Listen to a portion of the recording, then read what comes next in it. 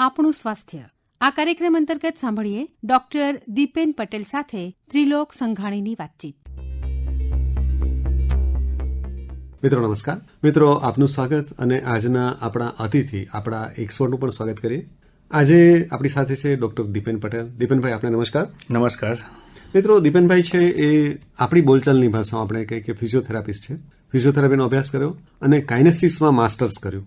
દીપેનભાઈ, હવે માસ્ટર્સ એટલે કે ઉચ્ચ અભ્યાસની વાત આવે તો તમારું જે નોલેજ છે એમાં અલગ અલગ બ્રાન્ચ વિશે અમે જાણતા હોઈએ, પણ કાઇનેસિસ બ્રાન્ચ અમારા જેવા ઘણા મિત્રો માટે નવી છે. રાઈટ. તો એના વિશે થોડું પહેલા કહેશો. ચોક્કસ. આપણે એક સાદી ભાષામાં સમજાવું તો આપણે રાત્રે જયારે ઊંઘીએ છીએ, ઊંઘીને જયારે સવારે ઉઠીએ છીએ, ચાલીએ છીએ, બેસીએ છીએ, આ બધાની અંદર આપણે ક્યાંક ને ક્યાંક આપણા અલગ અલગ સ્નાયુનો ઉપયોગ કરીએ છીએ. પરંતુ આ સ્નાયુનો કેવી રીતના ઉપયોગ કરવો અને કયા ઉપયોગ કરવાથી તમને તકલીફો થાય એનું જે નોલેજ અથવા તો એનું જે હાયર એજ્યુકેશન છે એને કાઇનેસોલોજી કહેવાય છે. એટલે કે મસલ્સ એટલે સ્નાયુ અને મોશન એટલે મુવમેન્ટ. હવે તમે જયારે જુઓ તો આપણે છે ને મોટા ભાગના લોકો આપણે છે ને દુખાવાથી પેદા નથી થતા, પરંતુ સમય સાથે આપણે દુખાવામાં આવી જઈએ છીએ. સો ક્યાંક ને ક્યાંક આપણી જે આ જીવન જીવવાની પદ્ધતિ છે એમાં જે માઇક્રો લેવલ ઉપર એરર છે એ જ આપણા દુખાવાનું કારણ બનતી હોય છે. અને આનું જ માસ્ટર એજ્યુકેશન થતું હોય છે અને આનો ઓબ્જેક્ટિવ એવો હોય છે કે આપણે કેવી રીતે લોકોને દુખાવાથી દૂર રાખી શકીએ, સાથે સાથે કોઈને દુખાવો થયો મટી ગયો તો ભવિષ્યમાં કેમ ના થાય એના માટે એને શું કાળજી રાખવી જોઈએ. બહુ સરસ. આજે આપણે એક જે લોકોને સૌથી વધારે નડતી સમસ્યા જે છે, આપણે જેને કમરનો દુખાવો સાયટિકા જેને કહીએ, તો સાયટિકા એ શું છે, એના લક્ષણો કયા પ્રકારના હોય છે? સૌથી પહેલા તો એની વાત કરો. સાયટિકા એટલે ગુજરાતીમાં સાદી ભાષામાં કહેવામાં આવે રાંઝણ. જી. રાંઝણ એ આજે એવું જોઈએ કે ઇન્ડિયાના ડેટા પ્રમાણે એવું છે કે 100 માંથી ક્યાંક ને ક્યાંક 60% લોકો આ દુખાવાથી પીડાય છે. એની લાઈફમાં એક વખત આ દુખાવો થાય છે. હવે એ જે 60% લોકો છે, અગર એને માઇક્રો લેવલે ચેક કરવામાં આવે તો એના 50-60% લેડીઝો છે. ઓહો. એટલે બહેનોને આ સમસ્યા વધારે થાય છે. હવે એનું મૂળભૂત કારણ એ છે, જેમ આપણે આગળ વાત કરીએ એ પ્રમાણે, બહેનો નાનપણથી એવી રીતે કામ કરવા ટેવાયેલા છે, જ્યારે એ સવારે ઉઠે તો 6 વાગ્યાથી એની કામની શરૂઆત થાય છે. એ લોકો 12-1 વાગ્યા સુધી સહેજ પણ પ્રકારનો આરામ કરતા નથી. હવે જયારે સતત કામ કરવામાં આવે છે તો ભગવાને રચના એવી બનાવી છે, કમરની અંદર એટલે આખા શરીરમાં આપણે 33 મણકા છે. એમાં કમરના નીચેના ભાગમાં L1 થી લઈને L5 સુધી 5 મણકા છે. સૌથી વધારે વજન આપણો ચોથો અને 5મો મણકો લે. બરોબર. એટલે કે તમે જ્યારે પણ ઊંઘીને ઉભા થયા ત્યારથી ઊંઘવા ગયા ત્યાં સુધીનું બધું વજન સૌથી વધારે ચોથા 5મા મણકા ઉપર જાય. હવે જ્યારે આપણે ખોટી રીતે એક્ટિવિટી કરીએ છીએ, ખોટી પોઝિશનમાં એક્ટિવિટી કરીએ છીએ, ત્યારે આ ગાદી ઉપર દબાણ બનશે. એટલે સાદી ભાષામાં સમજીએ તો 2 સેન્ડવિચની વચ્ચે કોઈ મસાલો ભરેલો છે અને ખોટી રીતે બ્રેડ ઉપર દબાણ પેદા થશે તો મસાલો બહાર આવશે. એ જે ગાદી બહાર આવે છે એ તમારી પાછળ જે પગના ભાગમાં નસ જાય છે એના ઉપર દબાણ પેદા કરે છે. અને એ દબાણથી તમારો કમરથી દુખાવો થાપામાં થઈને જાંઘના ભાગમાં થઈને પિંડી સુધી જાય છે. એને સાયટિકા કહેવામાં આવે છે. એટલે આપણા શરીરના અંગો એકબીજાથી એકદમ જોડાયેલા છે અને એક પણ અંગમાં થોડી પણ તકલીફ થાય એની અસર આખા શરીર ઉપર, શરીરના બીજા ભાગો ઉપર પણ પડે. સો આપણું ન્યુરલ નેટવર્ક ભગવાને એવું બનાવેલું છે, આપણે જયારે ચાલીએ છીએ ને આપણને કાંટો વાગે છે તો આપણે મગજને કેવી રીતના ખબર પડી ગઈ કે કાંટો વાગ્યો. સો આખી જે આપણે જેમ પાણીની વ્યવસ્થા છે ને, ડ્રેનેજ લાઇનની વ્યવસ્થા હોય સિટીમાં કે ગામડામાં, એમ જ આપણા શરીરમાં ભગવાને સેન્સેશનની વ્યવસ્થા કરેલી છે કે વધારે પડતી તકલીફ ના થાય તો એના માટે તમને દુઃખનો અનુભવ થાય છે. બહુ બધા મિત્રો એવું માનતા હોય છે કે દુખાવો એ બહુ ખરાબ વસ્તુ કહેવાય, પણ આઈડિયલી જો વાત કરું ને સાહેબ તો દુખાવો એ સારી વસ્તુ છે. જો દુખાવો ના હોત એ ચેતવણી છે, તો એ ચેતવણી છે, તો તમને ખબર જ કેવી રીતના પડત કે તમને તકલીફ થઈ. અને જો એ વોર્નિંગ જ ના હોત તો આખી સિસ્ટમ બગડી જાત તોય તમને ખબર ના પડત. એટલે આઈડિયલી આપણે તકલીફ શું છે, આપણે દુખાવાને ઇગ્નોર કરીએ છીએ. સો આ સાયટિકા એક એવો દુખાવો છે જે હંમેશા તમને કમરથી ચાલુ થશે, થાપામાં જશે, નીચે સુધી ઉતરશે. આને ઇગ્નોર કરવાનો નથી. બરોબર. બીજું, આની અંદર તમને દુખાવા સાથે બળતરા થવી, ઝંઝણાટી થવી, તમે ચાલી ના શકો. માની લો કે તમે 20-25 પગલા ચાલો એટલે તમને ઝંઝણાટી ચાલુ થઈ જાય. માની લો તમે કિચનમાં ઊભા કામ કરતા હોય, તમને આખો પગ ફાટવા માંડે. આવું જેવા લક્ષણો દેખાય તરત જ તમારે કાં તો એની સારવાર ઘરે કરવી જોઈએ, કાં તો તમારે ડોક્ટરની સલાહ લેવી જોઈએ. હવે એના કારણો શું શું છે? એક તો આપણે કહ્યું કે આપણું ખોટું પોસ્ચર છે. હવે કે આપણે બધા હું ને તમે વજન તો ઉંચકતા નથી, વેરી ગુડ, તો પણ આપણને દુખાવો થઈ શકે. સો આ સૌથી મહત્વનો ક્વેશ્ચન છે. જો આના ઉપર આપણે કામ કરીએ ને તો ઘણા બધા લોકો દુખાવામાંથી સમજણથી બહાર આવી શકે છે. સૌથી પહેલા હોય છે કે તમે જ્યારે કોઈ પણ કામ કરો છો ત્યારે સતત કામ કરવાનું ટાળો. બરોબર. એટલે કે જ્યારે તમે બેઠા બેઠા કામ કરો છો તો પોણો કલાક બેસો ને તો 5 મિનિટ ઉભા થઈ જાઓ. બરોબર. અને કિચનમાં તમે જો પોણો કલાક ઉભા કામ કરો છો તો 5 મિનિટ બેસી જાઓ. નંબર 1. નંબર 2, વાંકા વળીને વધારે વજન ના ઉચકાય, કારણ કે જ્યારે તમે વાંકા વળો છો ત્યારે સૌથી વધારે લોડ 4-5મા મણકાની ગાદી લે છે. એનો મતલબ એવું છે વજન નહીં ઉચકવાનું? ના, ચોક્કસથી તમારે વજન ઉચકવાનું છે, પણ વાંકા વળીને નહીં, ઘૂંટણમાંથી ઝૂકીને વજન લઈને ઊભું થવાનું છે. આઈડિયલ પદ્ધતિ આ છે. ત્રીજી વસ્તુ, જનરલી લેડીઝોમાં આ દુખાવો કેમ વધારે જોવા મળે છે? કારણ કે પ્રેગ્નન્સી પછી જ્યારે કોઈ બાળકનો જન્મ થાય તો આગળના કોર મસલ વીક પડે છે.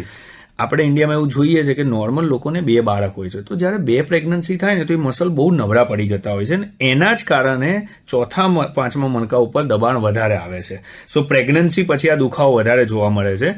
તો તમારી પ્રેગ્નન્સી પછી પોસ્ટ નેટલ એક્સરસાઇઝ, અથવા તો સાદી ભાષામાં કહેવાય કે કોર એક્સરસાઇઝ, અગર જો લેડીઝો રેગ્યુલર કરે, સવારમાં 10-15 મિનિટનું કામ હોય છે, એનાથી આ દુખાવો થવાની સંભાવના ઓછી થઈ જાય. અથવા તો ના કરે છે એનાથી દુખાવો થાય છે.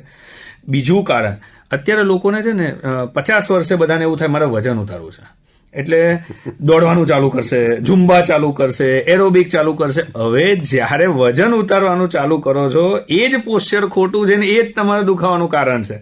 જીમમાં જઈને વધારે વજન ઉચકી લેવું, આ એક મોટું કારણ છે. અને છેલ્લું અને ખૂબ જ અગત્યનું કારણ છે એ છે જ્યારે તમે રાત્રે ઊંઘો છો. ઊંઘવામાં તમારું ગાદલું જો 7 વર્ષથી જૂનું છે તો એ ગાદલાની જે ફ્લેક્સિબિલિટી કહેવાય, જે ફોર્મની ડેન્સિટી હોય એ જતી રહી છે, સ્વાભાવિક છે. એટલે તમે ઊંઘશો એટલે ગાદલું વળી જશે. આ સૌથી મોટું કારણ. એટલે જ તમે જોજો સવારે ઉઠો ને તો કમર પકડાઈ જતી હોય છે. તો આ ગાદલું જે છે એ પણ એક મોટું કારણ હોય છે. ક્યાંક ને ક્યાંક આ કારણોને આપણે ઇગ્નોર કરીએ છીએ, એટલે જ આપણે સાયટિકા જેવા દુખાવા સુધી પહોંચતા હોઈએ છીએ. અને ફૂટવેર એટલે કે ચપ્પલ, બરોબર, ઘણી બધી વખત લેડીઝો જયારે ઉભા રહે ને તો એ ચોક્કસ ફૂટવેર પહેરતા નથી. એ લોકોને એવું લાગે છે કે ભાઈ આપણે તો ચપ્પલ પહેરવાની ક્યાં જરૂર છે, રસોડામાં જ કામ કરવાનું છે. પણ તમે જુઓ, તમે ક્રિકેટના ફિલ્ડ ઉપર કોઈ પણ પ્લેયરને ઉઘાડા પગે રમતા જોયો નહીં? તમે કોઈ બેસબોલ પ્લેયરને, કોઈને તમે નહીં જો, મેરેથોન રનરને, તો એની બી એ જ એક્ટિવિટી છે જે તમારા ઘરમાં રોજ કરવાની છે. તો તમે સારા ફૂટવેર, તમારા જે શૂઝ છે કે ચપ્પલ છે, સારા ઉપયોગ કરો, તમને અડધા દુખાવા આનાથી જ ઓછા થઈ જાય છે. શું વાત છે! આપણે તો કેટલીક બહુ મહત્વની પાયાની વાતો કહી દીધી દીપેનભાઈ. હવે સારવાર શું હોય છે? એક વખત દુખાવો શરૂ થઈ ગયો તો શું થઈ શકે? સો દુખાવાના 2 પ્રકાર હોય છે, એક્યુટ અને ક્રોનિક પેઇન. એટલે કે એક્યુટ પેઇન એટલે જે દુખાવો 7 દિવસથી ઓછો છે, અને ક્રોનિક પેઇન એટલે જે 7 દિવસથી વધારે છે. બંને પેઇનમાં ઘરે જે સારવાર કરવાની છે એ ફોર્મ્યુલાને RICE એટલે કે રાઈસ ફોર્મ્યુલા કહેવાય છે. આપણે બધાના ઘરે ભાત હોય ને, ભાતને આપણે રાઈસ કહીએ. સો આર નો મતલબ થાય રેસ્ટ. બરોબર. એટલે કે જ્યારે પણ તમને દુખાવો થાય છે, જે એક્ટિવિટીમાં દુખાવો થાય છે એ એક્ટિવિટી ના કરો. બરોબર. લગભગ લોકો બહુ મોટી ભૂલો કરે છે. એ લોકો જ્યારે દુખે ને ત્યારે કસરત કરવાનું ચાલુ કરે, જેનાથી દુખાવો વધી જશે. સાદી ભાષામાં આપણે એવું છે કે અહીંયાથી અંબાજી ચાલતા જવું હોય અને આપણે 15 મિનિટ ચાલ્યા કે 2 કલાક ચાલે અને ગોટલો ભરાઈ ગયો તો આપણે આરામ કરાય કે ચલાય? આરામ કરવો જોઈએ. સો રેસ્ટ એટલે જે એક્ટિવિટીથી, જે મુવમેન્ટથી દુખાવો થાય એ ના કરો. 2 થી 3 દિવસ એને અવોઇડ કરો. આઈ નો મતલબ થાય આઈસ પેક. બરોબર. આ સૌથી મોટી એક પાયાના લેવલ ઉપર બહુ મોટી ભૂલ છે કે આઈસ પેકની જગ્યાએ લોકો ગરમ શેક કરે છે. જબકી આઈસપેક નું કામ છે શરીરમાંથી સોજો ઓછો કરવો. અચ્છા. તમે ક્રિકેટ, ફૂટબોલ, સ્પોર્ટ્સ કોઈ પણ જોઈ લેશો, જ્યારે ઇન્જરી થશે ત્યારે એના થેરાપિસ્ટ આવીને તરત આઈસપેક મૂકી દેશે. આપણે જ્યારે દાજી જઈએ છીએ તો આપણે ઠંડુ પાણી રેડીએ છીએ. સો એવી જ રીતે સ્નાયુનો ગુણધર્મ છે, સોજો આવે એટલે આઈસપેક કરવાનો, ગરમ શેક નહીં કરવાનો. એટલે આઈ નો મતલબ થયો આઈસપેક, સી નો મતલબ થયો કમ્પ્રેશન. બરોબર. એટલે કે માની લો કે તમે ચાલવાનું છે અને તમને ઘૂંટણ દુખતા હોય તો તમારે ઘૂંટણનું મોજું પહેરવાનું છે. કમર દુખતી હોય તો કમરનો પટ્ટો પહેરવાનો છે. દિવસમાં તમારે પહેરવાનો, રાત્રે તમારે કાઢી નાખવાનો. એટલે એને એક્સ્ટ્રા સપોર્ટ મળી ગયો. બરોબર. રાઈટ. એટલે કમ્પ્રેશન અને ઈનો મતલબ થાય એલિવેશન. અચ્છા. એટલે કે જ્યારે પણ લોહી વધારે મળશે જે જગ્યાએ તકલીફ છે તો ઓટોમેટિક બ્લડમાં ઓક્સિજન હોય એટલે નવો સેલ બનાવી નાખે. એટલે બપોરે અને સાંજે ઊંઘતા પહેલા 20 મિનિટ 2 ઓશિકા રાખવાના અને એ 2 ઓશિકા ઉપર તમારા પગ રાખવાના. અચ્છા. એટલે સ્વાભાવિક રીતે લોહી તમારા હૃદય તરફનું પરિભ્રમણ વધશે. વચ્ચે જે પણ જગ્યાએ દુખાવો છે ત્યાં લોહી મળશે એટલે સોજો ઓછો કરી નાખશે. વાહ. આ યુનિવર્સલી પ્રુવન આખી દુનિયા માટે ફોર્મ્યુલા છે. આ અમેરિકામાં ફોલો થાય, જાપાનમાં થાય, ઓસ્ટ્રેલિયામાં થાય ને હવે ઇન્ડિયામાં થવી જોઈએ. RICE. બહુ જ સરસ. પણ આપણે કેટલી સરળ વાત કરી દીધી પણ કેટલી મહત્વની વાત કરી દીધી.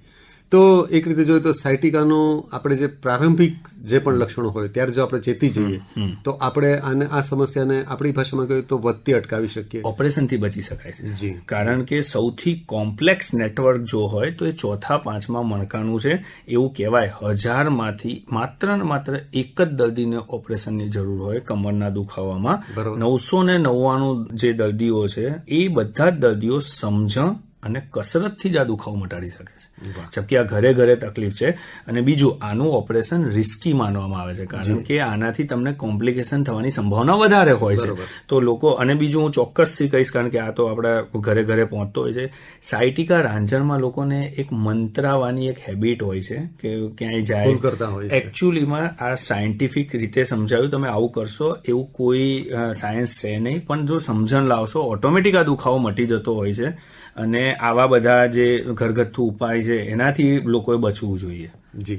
હવે અંતમાં દીપેનભાઈ 1-2 એવી ટિપ્સ આપો કે જેથી આપણે આપણા કમરના દુખાવાથી અથવા કમરને લગતી કોઈ પણ સમસ્યાથી આપણી જાતને બચાવી શકીએ. 1 કે 2 ટિપ્સ એક તબીબ તરીકે, એક એક્સપર્ટ તરીકે અમારા શ્રોતા મિત્રોને આપો.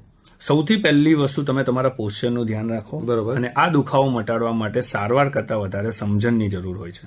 બહુ જ સરસ. દેવનભાઈ, કેટલીક બહુ જ મહત્વની માહિતી બહુ જ સરળ ભાષામાં અને બહુ જ ઉપયોગી માહિતી અમારા શ્રોતા મિત્રોને આપી એ બદલ આપનો ખૂબ ખૂબ આભાર. Thank you very much. Thank you so much.